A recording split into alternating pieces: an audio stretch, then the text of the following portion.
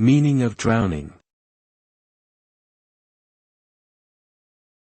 Drowning. Drowning. Drowning. Drowning.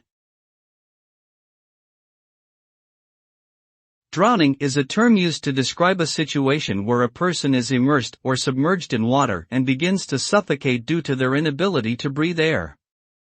The result of drowning can be fatal if the person is not rescued quickly enough. As the person struggles to gasp for air, they may inhale water into their lungs, leading to respiratory failure. This can result in low oxygen levels in the body, leading to brain damage, heart failure, and ultimately death. It is essential to take precautions and learn how to swim to prevent drowning accidents.